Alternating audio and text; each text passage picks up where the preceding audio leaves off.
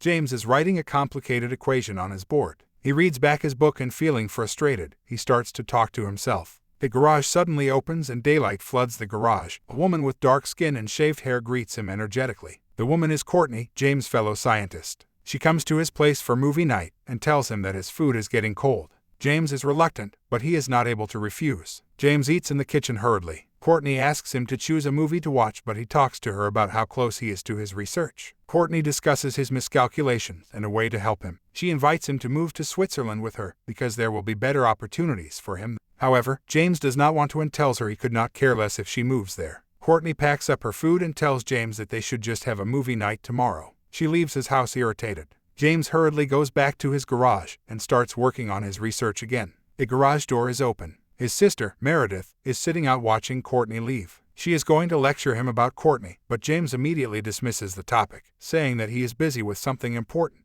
She reminds him that tomorrow is the 15th passing away anniversary of their mother and she thinks that it's time to spread her ashes. James is avoidant, but Meredith is able to convince her to agree with her. James is standing out at a coffee shop writing in his notebook. He gets in the car he booked. The driver starts talking to him, but James is not interested and dismisses him. After a few moments, the driver stops the car and tells James that he wants to talk to him. James is visibly confused about why they stopped. He looks around and notices the hijacked wires and the broken window glass. He tries to get out the door, but the driver quickly locks it.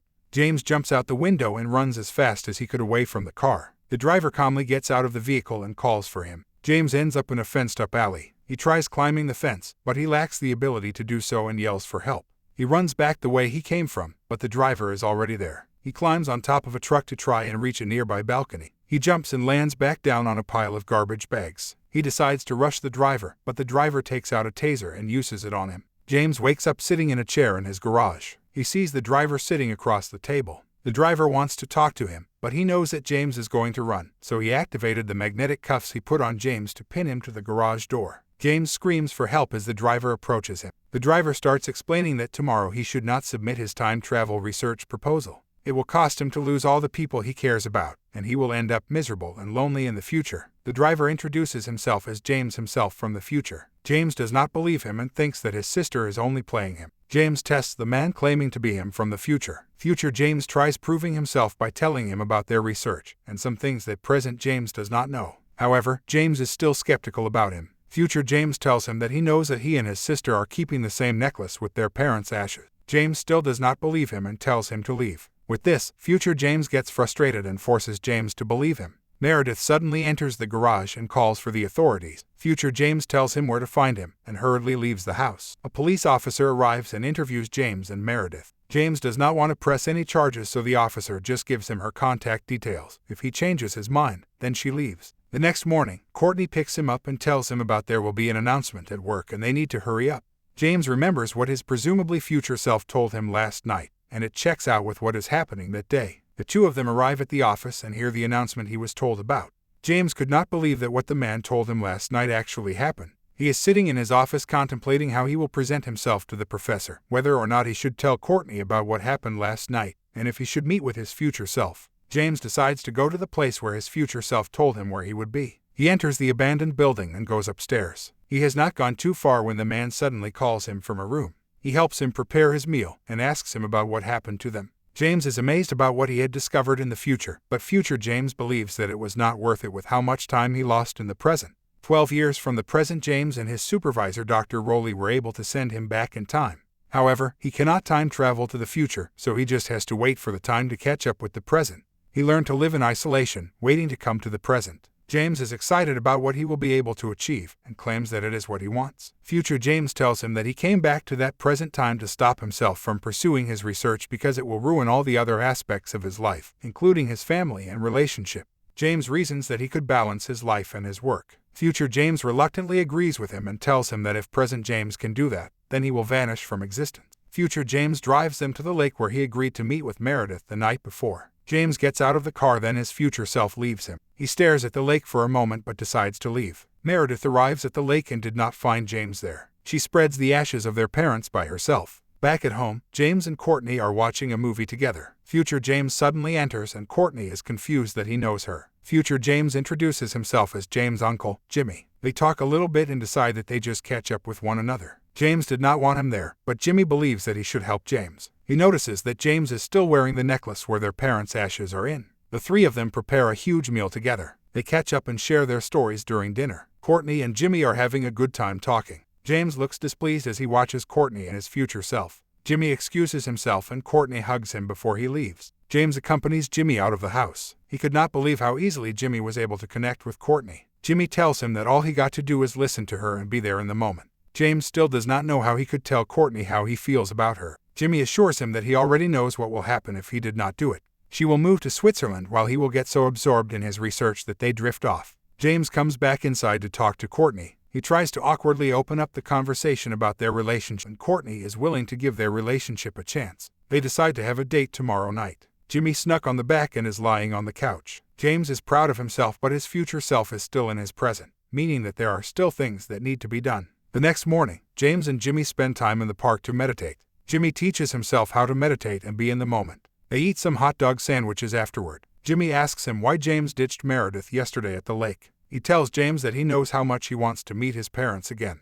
James wonders if maybe he could go back in time and save them, but Jimmy tells him that he already tried. It took him a long time to accept the fact that he could not save them. James insists that maybe he could find a way. Because of this, Jimmy lost his temper and confronts him to do the right thing. If he doesn't, he will lose his sister, and he is going to deserve it. Back at home, James apologizes to his sister about ditching her yesterday. Meredith could not care less about him, but when he tells her that he has a date with Courtney, she helps him pick what to wear. James is nervously waiting for Courtney at the restaurant. Courtney arrives in a beautiful light blue dress. He couldn't help but smile when he sees her. Courtney wonders why he did not show up to work that day. He says that he decided to spend the day focusing on himself. He tells her that he meditated that day. She couldn't believe him and gladly listens. They order for each other and laugh at how ridiculous their choices are. They have their dinner and enjoy the night away. They go back to his place together and are having a romantic evening. James suddenly realizes something about his research and immediately writes it down on his board. Courtney cannot believe his priorities at such an intimate moment and leaves his house bitterly. James is thinking about what happened last night at breakfast. He goes to work and sees that Courtney is still disappointed about what happened. Jimmy waiting for him in the office. He knows that James messed up last night. He tells James that since he did not settle everything in their life, he will take the matters into his own hands. Jimmy yells for Dr. Rowley, but before he could confront her, James begs him that he can still fix everything.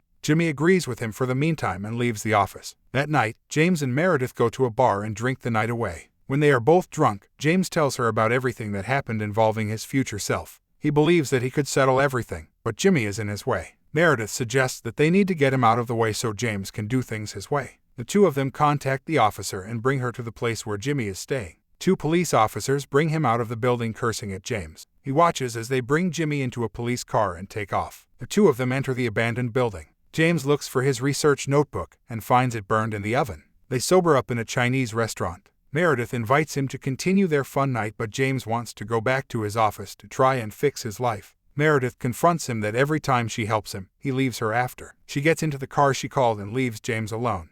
James goes back to his office and hopes to see Dr. Rowley. He looks around her desk and finds the blueprints for a particle collider. He calls Courtney and asks her to come quickly. Courtney arrives at the office and sees what he is up to. She thought that they are going to fix their relationship, but it appears that it is not his plan. They get into a heated argument. James accuses her that she is not as committed as him to being a scientist and believes that he should not apologize for anything. She could not believe his way of thinking. She tells him that she got a job in Switzerland and will be leaving soon. James remains silent as she walks away and leaves the office. He goes back to Dr. Rowley's office and finally finds the particle collider he desires. He talks to Dr. Rowley the next day. She wants him to bring Jimmy to her to aid their progress. She offers him to become her partner if his theories turn out to be correct. After finding out that Jimmy is not at the police station, James goes back to the abandoned building to look for him. James tells him that he still has hope that he can fix everything. Jimmy is doubtful and believes that the only way to make things right now is to eliminate Dr. Rowley. James is dejected seeing what he has become. Jimmy tells him that he is only trying to save James from becoming him. He talks to James to comfort him, but James is able to put him to sleep.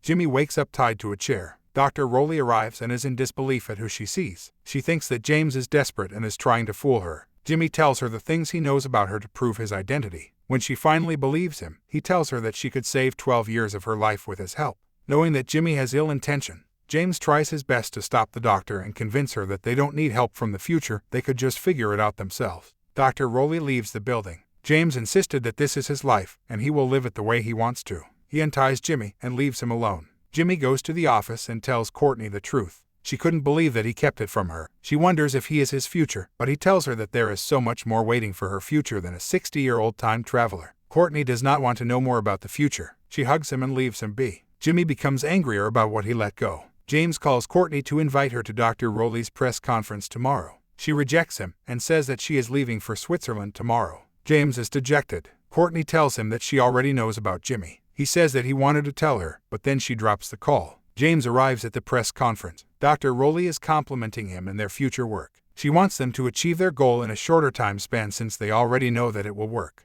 James becomes hesitant, realizing that this project is going to consume their whole lives. The doctor assures him that no one is going to stop them from achieving greatness. She leaves him and goes to the stage to start the conference. At that moment, James decides to leave and gets into a car. He goes to the lake to finally spread their parents' ashes. Courtney boards her plane just in time. Meanwhile, Jimmy arrives at the press conference. He creates a makeshift crossbow to try and assassinate the doctor. He misses his shot and hits her hand. The audience becomes hysterical when they see what happened. He threatens the people and commands them to get out. He follows the blood trail and finds her hiding under a desk, but before he could do anything, he starts to vanish. He realizes that James did the right thing. Courtney is in a cafe in Switzerland when she sees James sitting at one of the tables. All of the other customers are versions of themselves of different ages.